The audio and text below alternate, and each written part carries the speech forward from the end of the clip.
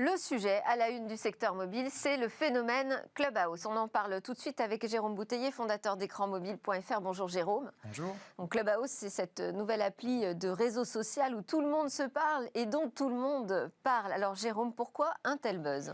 Alors Delphine, j'ai vu que vous aviez profité de vos vacances pour rejoindre cette application Clubhouse, lancée il y a à peine un an, en avril 2020, par Paul Davidson et Rohan Sess, et qui permet effectivement de converser vocalement entre différentes personnes.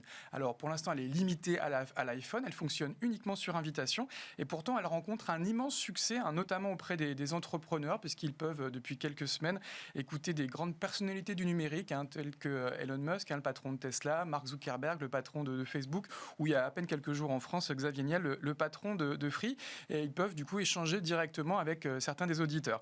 Mais Clubhouse, c'était aussi l'application qui avait été utilisée pendant la révolte étudiante l'année dernière à Hong Kong, et qui permettait aux étudiants de converser vocalement en toute discrétion, loin des grandes oreilles de Pékin. Alors la particularité de ce réseau social, c'est qu'il est basé sur l'audio. Effectivement, si Twitter, Facebook, des premiers réseaux sociaux, ont démocratisé l'écrit pour amorcer les conversations, l'audio jusqu'à présent était plutôt cantonné soit à la téléphonie par Internet avec des applications qu'on connaît bien comme Skype, soit aux podcasts qui permettent de délinéariser la radio et d'écouter à la demande ses programmes préférés. Clubhouse entend réaliser une sorte de synthèse un peu entre ces deux logiques, ces deux univers, avec des podcasts éphémères sur des sujets divers et variés, mais avec une forte dimension interactive, puisqu'ils sont enrichis par les commentaires justement des auditeurs. Et c'est un concept qui séduit, d'après les premières indications ? Alors oui, effectivement, mais on connaissait déjà ce type de format, notamment au sein de la communauté des gamers, avec des applications comme Discord, très utilisées pour converser vocalement pendant une partie de jeux vidéo. On avait également au Moyen-Orient des applications très populaires, comme Dizua, Tina et surtout Yala. Mais effectivement, Clubhouse est aujourd'hui l'application qui connaît la plus forte croissance, selon les chiffres d'Appenny. Son volume de téléchargement a plus que doublé en à peine 15 jours. Il est passé de 3,5 millions au 1er février à 8 millions au 16 février. Alors, il est encore peu connu en France. On estime qu'il y a à peu près 50 000 personnes qui sont connectées. Et l'application a atteint le modeste 51e rang sur l'App Store en France. Mais par contre, c'est l'application numéro 1 sur le segment des réseaux sociaux dans de nombreux pays. Et elle est même au niveau mondial numéro 3, juste derrière des poids lourds comme Facebook et comme WhatsApp. Et ça pousse derrière certains grands noms des réseaux sociaux comme Twitter à réagir, puisque Twitter a récemment racheté l'application Breaker afin de permettre justement à ses utilisateurs d'avoir des tweets audio. Et alors, je disais que ce serait le fil rouge de cette émission, la question du business. Est-ce que l'audio représente un potentiel business intéressant ? Alors apparemment oui, puisque l'application Yala, par exemple, au Moyen-Orient, génère déjà plus de 100 millions de dollars avec ses conversations audio premium. Il faut payer pour écouter. Mais je pense que le véritable potentiel du social, ça va être l'audio publicitaire. On va pouvoir sans doute écouter des petits messages sponsorisés avant ou après les différentes conversations dans les rooms de Clubhouse. Et juste pour vous donner un élément de contexte, les chiffres du syndicat des régies Internet en France estiment que le marché de la publicité audio pèse 27 millions d'euros en 2020. Alors c'est encore modeste, c'est à peine 0,4% du total, mais par contre c'est le segment qui affiche la plus forte croissance avec 95% de croissance annuelle.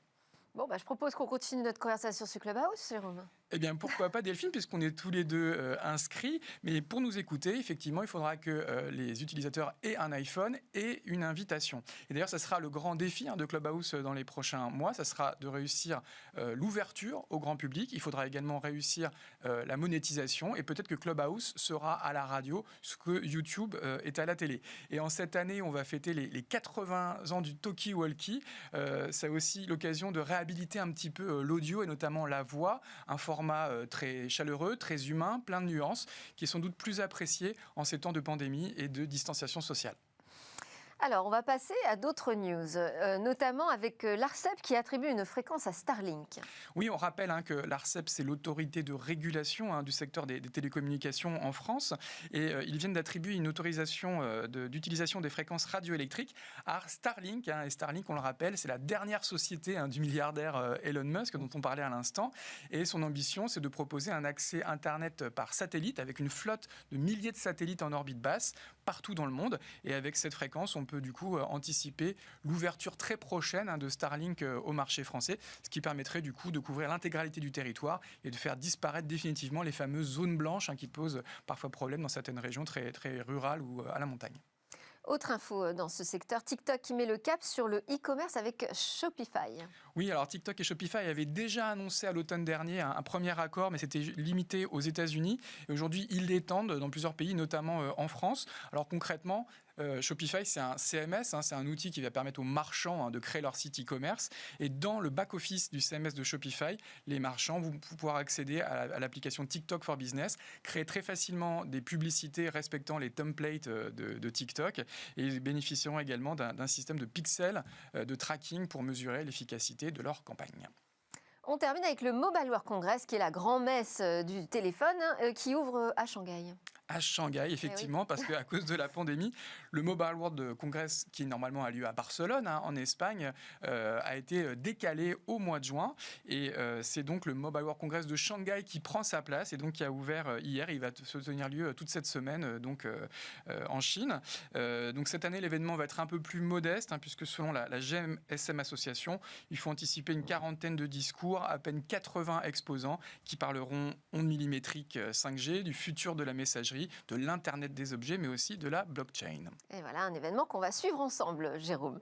Merci beaucoup, Jérôme Bouteiller, fondateur d'écranmobile.fr, pour ce point sur le mobile business. On passe à un autre modèle économique, c'est celui du web et la remise en question de ce tout gratuit contre les données personnelles.